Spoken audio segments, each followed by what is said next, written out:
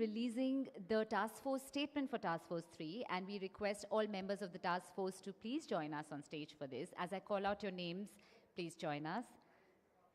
Sujan R. Chinoy, Sachin Chaturvedi, Ashok Khosla,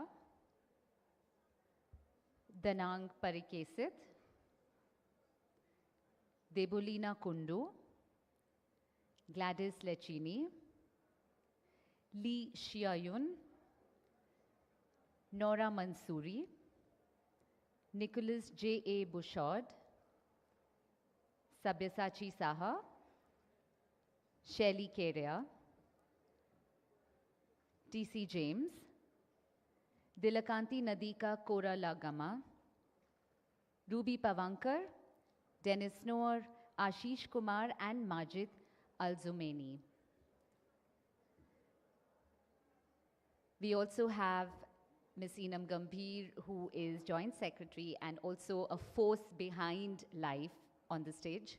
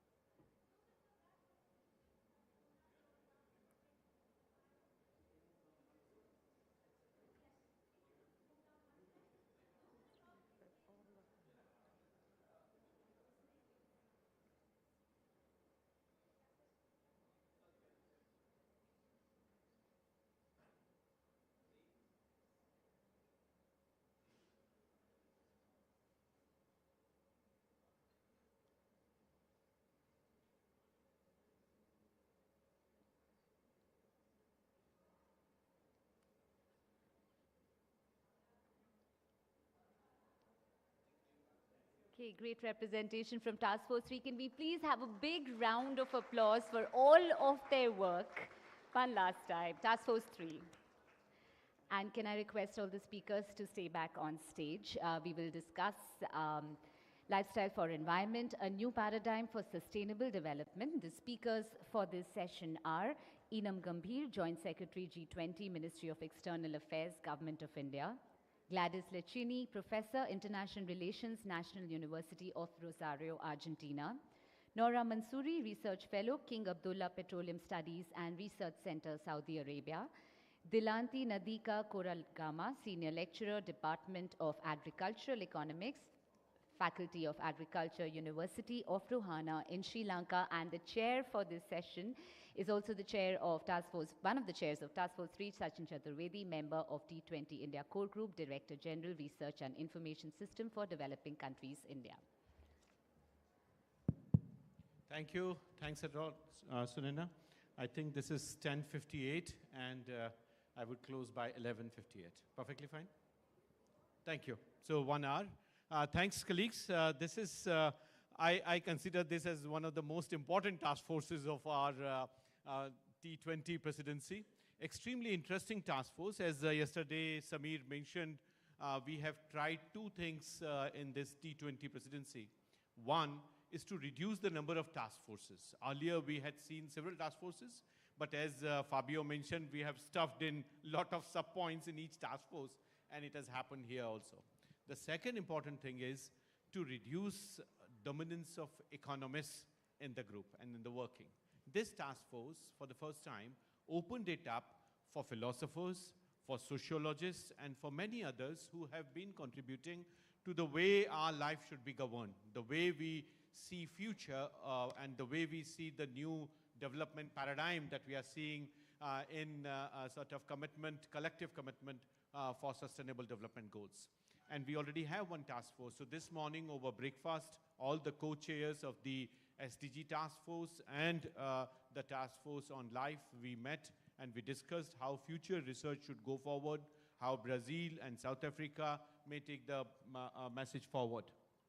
And this is something important because there are several intertwined ideas within the concept of life, which are important for us to see in terms of we going forward in a way that is the future of the planet. And I think yesterday Sherpa was absolutely clear in terms of how we go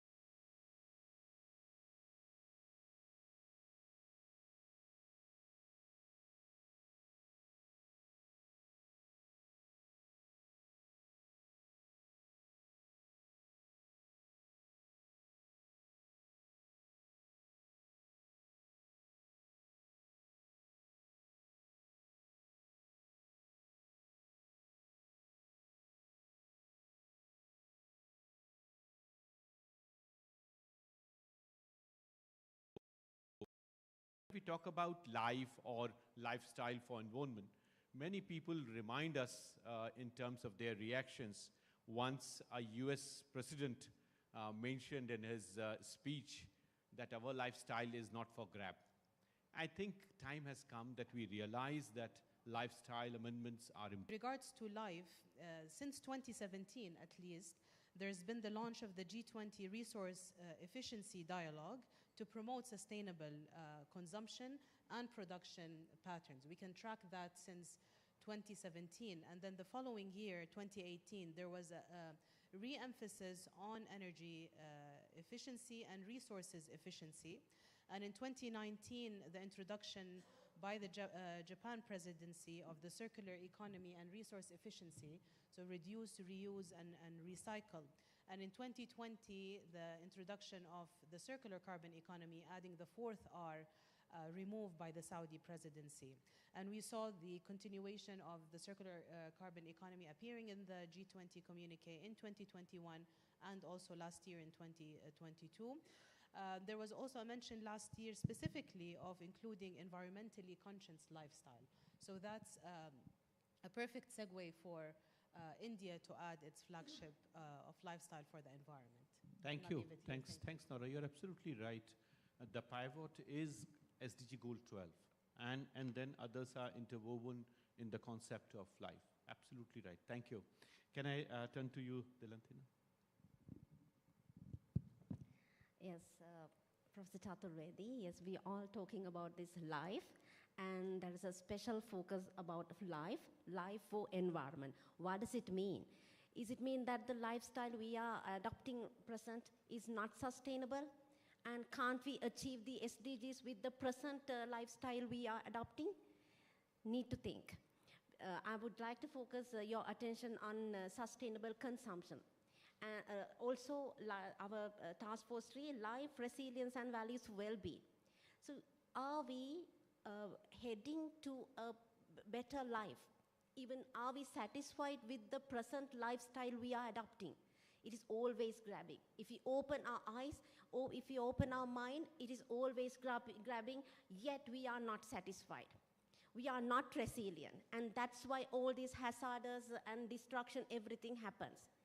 And if you think about the way our consumption, and are we taking, if you think about at the micro level, at individual level, are we taking a grocery bag to the food city or the supermarket? And how many of you willing to drive your car? Even the passenger is only one person. These are the places that we need to change. And these are the root causes for even the climate change. Yes, the climate change, we need to address this globally, but we need to add locally. So I prefer this lifestyle for environment. Why? Because we know that we can feel that the lifestyle, we all, no matter rich or poor, developed or developing countries, are unsatisfied, always chasing after. So this is a point to think. We need to think about our lifestyle, whether this is sustainable, are we consume sustainably, and can our consumption, can our lifestyle reach the SDGs? We need to start at the micro level. So this is my insight. Excellent. Thank you. Thanks. This is absolutely fascinating, your emphasis on individual choices. I think amazing. Thank you. Thanks. Now let me bring in somebody who has been part of the negotiating team of India and has seen life from various perspectives, from many eyes and from many country submissions. So over to you, Ms. Eenam Gambhir. Thank you. Thank you very much, Professor Chaturvedi, and thanks to ORF for this amazing panel that we have put together. So I think, some of the colleagues and fellow panelists mentioned about life is, being something that is touching upon many SDGs. You mentioned about the root cause situation, just before. And I think I want to sort of, give a little bit of perspective on how life for us, as we were crafting our G20 presidency priorities, was very central to very big ideas that we are putting on the table. And on one of the fundamental, and colleagues may have heard this from several of our senior colleagues. Yesterday, Sherpa and Minister before that, and several other colleagues, that India has put development at the heart of the G20 process.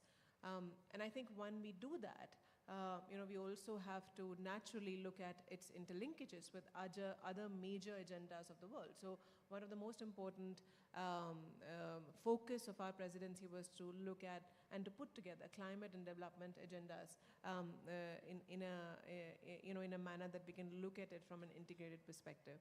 The development working group this year focused on that, not only in the action plan for the SDGs that we adopted, because we have a very strong focus on transitions, and transitions not only from the perspective of energy transition or because there are many other transitions, but also from the perspective of how to actually ensure that they are just for everyone all around the world, and we truly really leave no one behind.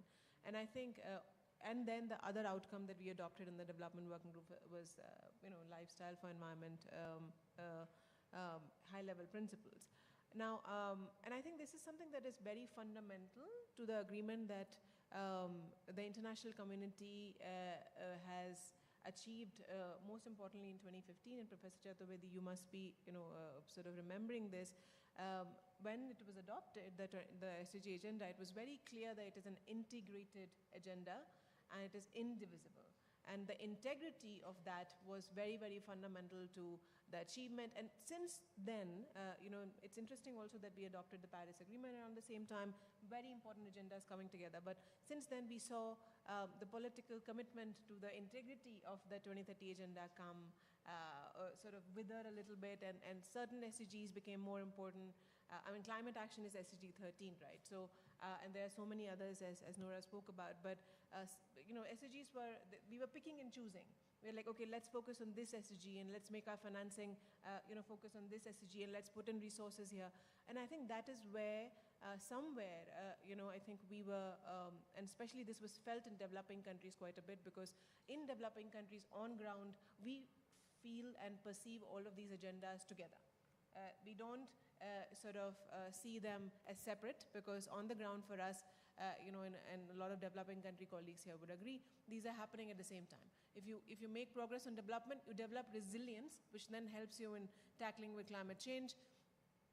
And I think, vice versa in a way. So the integrity of it is fundamental, and I think that's what we decided that back very, very importantly, and how, this was, so therefore LiFE was a very fundamental pillar, and it's also very closely linked to the presidency theme, which is One Earth, One Family, One Future. And we, want to sort of speak of it, perhaps the idea of One Earth, One Future may be easier to understand, but the idea of one family initially, was, looked like, what do we really mean by that? But I think when you look at LiFE, and we'll speak about it a little bit more, I'm hoping, is that looking at the last mile on a lot of these issues mean that we need to bring all stakeholders together. We need to create this web of policy exchanges,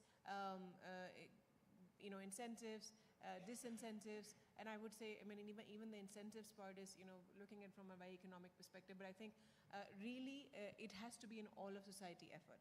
So I think for us, lifestyle for environment, therefore, is not something that is a nice to have on the side, individual action. It is very, very crucial part of the climate action, because unless we focus on the demand side, our emission reduction discussions are always going to be incomplete. That's what we feel. Thank you. Thank you. Thanks a lot, Ms. Eenam Gambhir. I wanted to ask you a question, but before that, I'm reminded of this distinction that we very often talk about of Millennium Development Goals and Sustainable Development Goals. And I think it is important to keep us reminded all the time as to what is the difference. And the difference that I see is in terms of a shift from quantitative targets to qualitative targets. So in MDGs, you had the idea of how many schools, how many nutrition programs. Things have changed. What food security focus was. Now we are talking more about quality of education, quality of food that is being supplied. And that's why your point in terms of an integrated approach to the life. Because if you are in fields, in agriculture, you need to have right kind of water mix. You need to have right kind of fertilizer mix, the chemical mix. You have to have right energy sources. And that has to be equitably distributed so that food insecurity, poverty related, so goal 1, goal 2, goal 6, and then it has to be healthy, so goal 3, it has to be gender specific, so goal 5 comes in, it has to be innovative, so goal 8 comes in, it has to address the inequalities that are there, so goal 12 comes in, it has to protect biodiversity, so goal 13 comes in. So this way, the idea of one goal brings in 5, 6, 7 other goals, and they are all intertwined, and somehow the development strategy that we adopted in last all these years, they have completely overlooked this balance. So the effort that has been made with the idea of LiFE is to bring back focus on what we all dedicated ourselves to, the idea of sustainable development goals. So fantastic. The first round was very productive. Now let me ask individual questions, and let me begin with you only, Ms. Eenam Gambhir, about the idea of negotiations. How it happens, because when we are talking about SDGs and their integrated approach, everybody in this room would agree. But what happens inside the negotiating room when we have only the track 1? Here people are from civil society, from think tanks, so we all think of betterment for everyone. But when it comes to negotiations, I don't know what happens. Tell us something. Yeah, we just actually in June, finished a very intense couple of months of negotiations on the high-level principles, and I encourage all colleagues here to take a look at that document because it's very comprehensive. And I think initially when we started with this, there was some questions about the fact that, okay, so if it's about individual action, we can all do it in our countries. Why do you think there is a need for a global idea, and it's going to be only about individual action, and how much the government is going to really come in and dictate in a way, so to say. There were all these concerns that we heard from colleagues around the table in the G20. But I think if you look at the document that we have crafted, and this has really been a very, very enriching exercise for the discussions, is because we are not only looking at lifestyle for environment from the perspective of individual action, but we are also looking at it from the perspective of ensuring that the basic needs of people whose lifestyle is, and you mentioned about that, is still not there yet to be taken care of. And I think this is very important, especially when we look at it, look at an initiative like this from a global perspective, because there are a lot of principles when we discuss on the development agenda and climate agenda. My colleague mentioned about common but differentiated responsibilities that govern some of these exchanges, and it's fundamental that they are held to account with any of such global agenda. So the first principle of but we've adopted Lifestyle for Sustainable Development. The name is changed again as a result of negotiations, but was about interlinkages between climate and development, recognizing that as a fundamental principle. The second is about basic needs, and it has the reference to common but differentiated responsibility. So we are starting from that premise.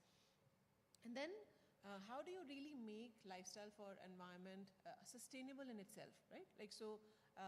We can talk about individual choices wherever the choices are easy and they exist, but in certain cases the choices may not exist. So can we create ecosystems which will promote, and especially when we are talking about building cities for the future, creating infrastructure, can we look at waste management projects? Can we look at transport? Can we look at urbanization from a holistic perspective, and many other literally infrastructure sectors that need to be looked at if we're really serious about making it from a bigger perspective. The other aspect was sustainable production. So I think that's where the industry, and all of that come in. And then there was this aspect of how do we create an international cooperation on these issues. So I think we made our effort of developing a G20 consensus on this initiative on lifestyle for environment, lifestyle for sustainable development, as an effort to ensure that it really fits in what we consider is the missing piece in the response currently that we're discussing on the climate action, because energy sources changing from a particular to another is going to solve one part of the problem, but unless the root cause of that energy consumption, which is actually unsustainable consumption, as Prime Minister calls it, is changed, we're not going to get to where we want to. So that's Thank where I you. would stop. Thank you. Thanks a lot. Nora, you have been talking about circular carbon economy, decarbonization. Your policy briefs have been talking about it. How you see this fitting in the larger strategy that we are discussing here today of LiFE? Thank you, Sachin. So it's important to recognize continuity, sustainability, and inclusivity if we would like for every proposal and in every presidency to continue. And it's as you said, it's different terms saying almost the same thing. At the end of the day, we are all searching for ways to pursue sustainability, environmental sustainability that doesn't hurt economic development. And the circular carbon economy framework, which was endorsed under the Saudi G20 presidency in 2020, gives that much flexibility because it allows an inclusive approach to energy transition. And this year, under our task force, as a co-chair of Task Force 3, we've tackled this issue of integrating lifestyle for the environment with circular carbon economy at the individual level. Because the framework has been applied at the international level, national level, but hasn't really been explored at the individual level, which is the focus really of the Indian presidency, is how can we shift focus to the individual level and allow different policy interventions at different levels really that we elaborate on the policy brief. So you have the individual choice, but you also have the carrot approach and the stick approach. I will leave you to explore this policy brief, but the idea here is to really build on G20 commitments every year and advance it a little bit further in a way that is sustainable, inclusive, and pragmatic. Thank you. Thank you. Thanks a lot, Nora. Delanti, you have been working on issues related to food systems, agriculture value chains. How you think they fit in the concept of LiFE, and most of the countries from Global South are working on food value chains. How you look at this fitting in? Yes, Professor Chaturvedi, but before that I would like to bring a note from your introductory description. Yes, you talk about food security. So food security, accessibility, availability, stability, and utilization. And with that, we are talking about SDG, MDGs. So, but there we address the hunger. Then what about the obesity? Right? A critical issue. So, under LiFE, right? LiFE for environment, when we have to see about the hunger, the people who are in hunger as well as who are suffering with obesity. So, a point to think. Right, coming back to the point you raised now. Yes, climate, the agriculture food systems with LiFE. Right now we know the rice, the staple food for majority of us, it means the paddy cultivation, consume 80% of water, 60% of land, but the productivity of it, we have to think, right? So are these cultivation systems are sustainable or in line with the LiFE?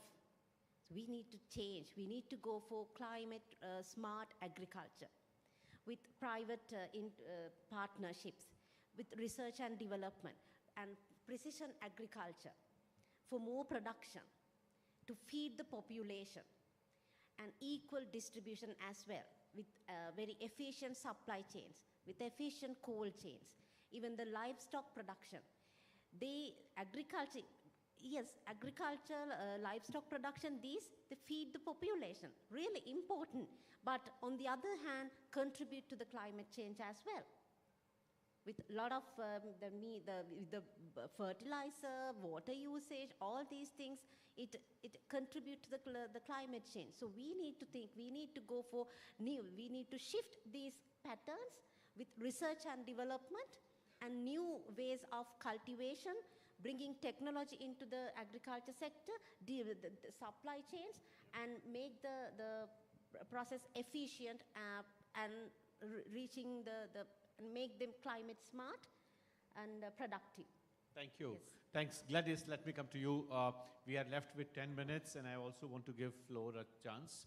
I had thought of third question also of incentivizing private sector, but let me bring you first in. On this whole idea of green bonds that you have been talking, I think somewhere you have also been discussing of connect between finance and ethics. How you see this coming in, and in your part of the world you have seen this more closely, and you have been commenting on that. Your review of South-South cooperation for this, I think, was an excellent review that you wrote. Let me quickly turn to you for a very quick response on this, and then I go to the floor. Well, if we think of sustainable development and change through consciousness and education, in the meantime, we have to think of how to reconcile ethics with finance. And in this path, taking into account that globalization is becoming increasingly financialized, it's essential to find mechanisms to promote green finance, grants more than credits, and a policy where governments support companies that comply with emission reduction and environmental protection through fiscal measures. In this sense, is that most of the countries that demand financial flows don't have sustainable economy, and they demand a payback, and the green bonds are part of the solution. And in the case of Latin America, and even in Africa, in South Africa, green bonds have been applied with certain success. So this is one point. Thank you. Possibility. Thank you, Gladys. Thanks a lot. Let me turn to the floor for very quick observation, clarification. No speeches. Just introduce yourself. Anybody? Yes. Yeah. Right. Yeah. Please. Dan Badik. Yeah. Thanks. Dan Banik, University of Oslo. Fascinating discussion. The concept of life, as I understand it, is particularly interesting because it's coming from India, it's coming from the so-called global south. My question really has to do with the global public goods discussion. How do you see that playing out, and to what extent can life actually help in the achievement of global public goods going forward? Thank you. Thank you. I can take one more. Do I see any hand? Yes, please come close to the mic. Thank you. My name is Sanjay. I represent Manipal Academy of Higher Education. My question is to Joint Secretary G20. Does the differences in the sanitary and phytosanitary agreements and technical barriers to trade impact the decisions we take at supranational level for LiFE as an entity?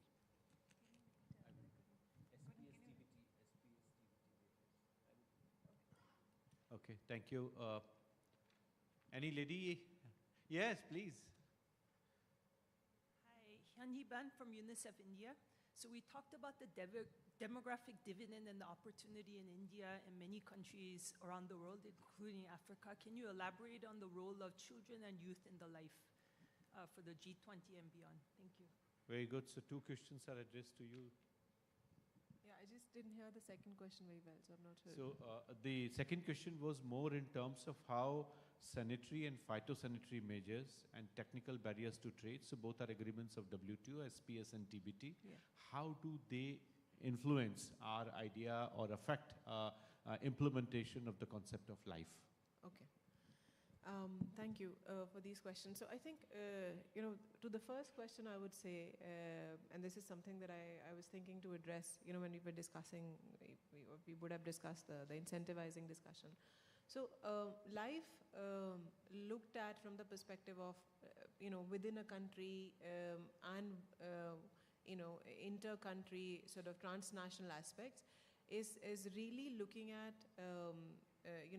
a multi-stakeholder approach which has to have every stakeholder come in and play their part. Because if and the idea here is, also if you look at it from the perspective of, and I think these are discussions that have been going on for some time, is does our economic model or the way we understand growth, right? We had to actually, when we were discussing this within G20 and also beyond that, had to speak about life as pro-growth, because the general understanding of, or the traditional understanding is that well, you grow by fueling consumption, or you grow by boosting exports and exporting to countries who are consuming more.